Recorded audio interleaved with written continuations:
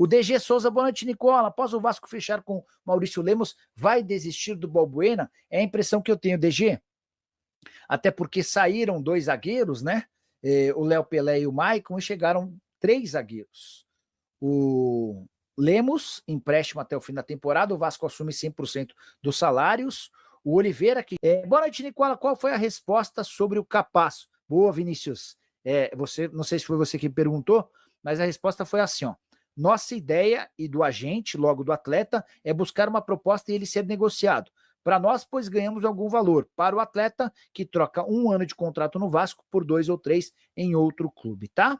Notícias do Verratti e o Grego. Acho que o Capasso resolve a zaga. Grande abraço. Vamos lá. Quero começar falando sobre o Verratti. Na Argentina, tem crescido a especulação de que o Verratti conversa com outros clubes, enfim. O Vasco é dono dos direitos econômicos do Verratti até dezembro de 25, com prorrogação automática até 2026, se algumas metas fáceis forem batidas ao longo da temporada. Então, por mais que o Verratti esteja conversando, discutindo, almejando sair, ele só vai sair se houver uma compensação financeira extremamente positiva para o Vasco. E é difícil imaginar que esse negócio saia, porque qual seria a compensação financeira bacana para um jogador de mais de 30 anos de idade que tem o papel decisivo que ele tem? Então, não estou botando muita fé nessa história. Sobre o Grego, no Vasco não há otimismo, há uma preocupação. No São Paulo, há certeza de que o negócio vai ser fechado ainda no mês de janeiro, tá? E aí é uma coisa ou outra. Ou o Marinacci se torna parceiro da base do São Paulo, ou o Marinacci compra a SAF do Vasco. Sobre Capasso, será? Não tô botando muita fé, não. Mas se resolver, a gente vai falar do teu nome aqui, vai lembrar da sua previsão, tá bom? O G Dourado, essa pressão por aumentar o salário do Verratti se justifica, Nicola. Ele não recebe bem no Gigante. G Dourado, eu não acho que ela está sendo bem conduzida. O Verratti está conseguindo arranhar uma imagem de alguém que foi super importante no Vasco em 23 e também foi importante em 24. Ele ganha na casa dos 500 mil reais por mês. Ele já teve o salário praticamente dobrado. O que o Vasco alega é que não justifica dar mais um aumento para ele, levando em consideração que só em bônus ele pode faturar nesse ano 9 milhões de reais. Tá? E são metas relativamente fáceis de serem alcançadas. Então, para que eu vou dar um aumento para alguém que ganha 500 mil por mês e que pode faturar mais 9 milhões? 9 dividido por 12, a gente está falando de um acréscimo de mais quase 100 mil reais por mês. Enfim, e aí detalhe, o contrato acaba em 25, mas tem prorrogação automática se ele atuar em 60% dos jogos.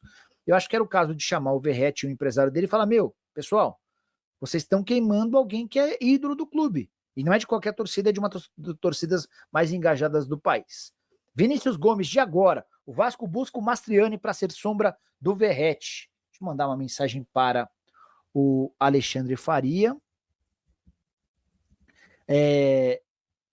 Alexandre, boa noite.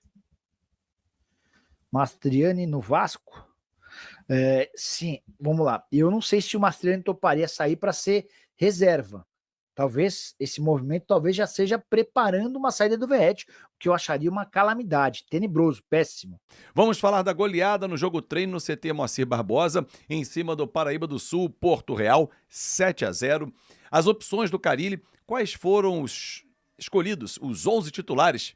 Tem novidade na equipe que terminou 2024 para 2025. Quinta-feira contra o Bangu, qual será o time? Novidades nessa equipe e reforços dentro e fora de campo. Novidades também no Vasco da Gama. Então vamos juntos bater esse papo e de imediato já mostrando para você na tela imagens desta goleada, em que o time principal ontem aplicou no Paraíba do Sul, Porto Real, um jogo treino no CT Moacir Barbosa, 7-0, 2 gols do Verratti, 2 gols do Payet, 2 do Jean David e também do Puma. Normalmente um jogo treino, torcedor, ele acontece em diversas etapas. Por isso que o Jean David e o Puma, que não são titulares ou não começaram como titulares, assim como o Payet, também fizeram gols. A escalação que começou o jogo treino foi Léo Jardim, Paulo Henrique, João Vitor, Lucas Oliveira e Piton, Jair, Paulinho, Tietê e Coutinho, Alex Teixeira e Verratti. E depois, muitos jogadores entraram, e dentre eles, Payet, Jean David, Puma, para começar a dar rodagem ao elenco. Bom, nesse cenário que a gente observa de cara no primeiro teste, na primeira observação do Fábio Carille, ele traz um meio-campo com muito mais mobilidade. e num formato de 4-4-2 ou no 4-2-3-1. Isso eu só posso afirmar para vocês observando o time em campo. De qualquer forma, o tripé de meio campo ali de armação / criação, Jair, Paulinho e Tietê, os três sabem sair para o jogo. Coutinho deve ter mais liberdade para se aproximar do Alex Teixeira, do Verratti, quando o Adson tiver à disposição, o próprio Adson também. Aliás, só reforçando uma informação que eu trouxe na última sexta-feira, na nossa live, conversei com o Dr. Gustavo Caldeira, do Vasco da Gama, e ele me disse o seguinte, falou, olha, a fratura está consolidada da tíbia, né, do Adson.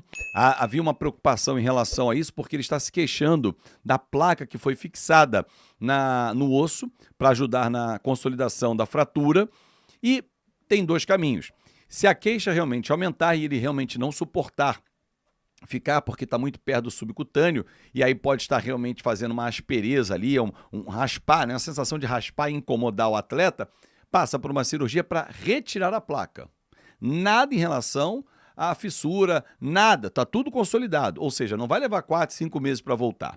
Se ele precisar fazer o processo cirúrgico, vai ser decidido nessa semana, aí ele vai ficar algumas semanas, né, 2 semanas provavelmente, até consolidar, até cicatrizar o ponto, né, na perna, porque ele vai retirar, vai abrir, e depois vai ser entregue à preparação física. Por isso que o prazo é dado para ele voltar em fevereiro. Mas se ele disser, não, dá para jogar, estou suportando, vamos à luta, vamos esperar o meu corpo absorver melhor, e aí ele já volta o quanto antes, o Carille já deve entender daqui a 2 semanas tê-lo à disposição. Mas a tendência é uma cirurgia, tá? Mas tudo dentro dos conformes. Assim como também, gente, para que vocês possam entender, e já aconteceu, jogadores que vêm de uma longa inatividade, casos do Jair e do Paulinho, acontecer lesão muscular. Normal, porque é um desequilíbrio muscular. Então, nessa volta, por isso que eles até regressaram antes para a pré-temporada, é até normal que aconteça alguma intercorrência. Vídeo Neymar, por exemplo. Neymar está difícil conseguir engrenar porque ele teve lesões musculares pós um longo período de inatividade.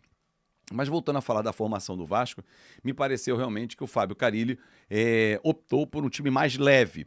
Hugo Moura, que vinha sendo titular no ano passado, é um jogador de mais fixado ali na frente da área, de mais pegada e menos mobilidade. Até chega na área e tal, mas não tem a categoria do Paulinho, do Jair e muito menos do Tietê. Mas serão jogadores, todos eles, muito úteis.